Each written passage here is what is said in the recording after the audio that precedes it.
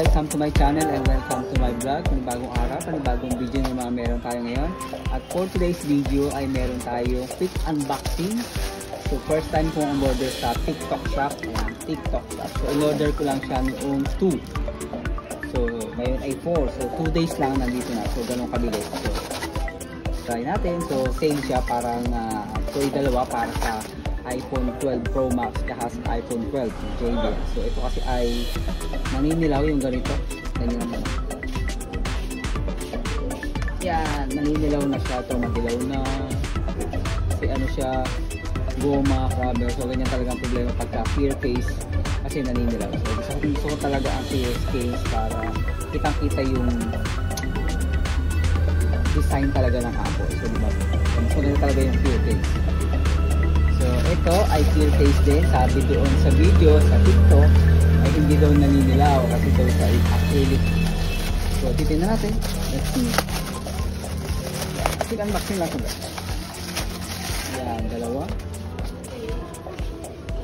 So for iPhone 12 Pro Max clear case magnetic. So meron siyang yung aking ganitong magnetic sa mga dati kong binibili. Hindi ko siya nagagamit sa magnetic kasi ang bagal mag-charge. So ito naman sa iPhone.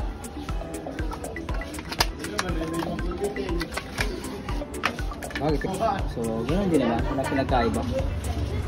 Acrylic. Kasi goma din yung ganito. Dati na din ako yung mga ganito. Pero ito mas mura.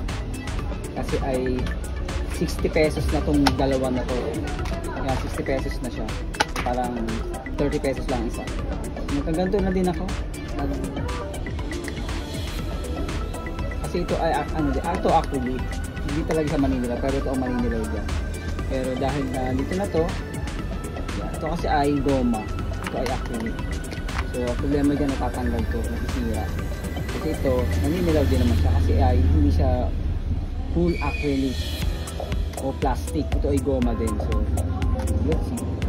So yan, ang iPhone 12 pala yung aking napili. Actually napalitan ko yun, hindi lang siguro na na, pwede na din to basta kakalaga kasi yun. Kasi ito naman ay ang iPhone 12 Pro Max.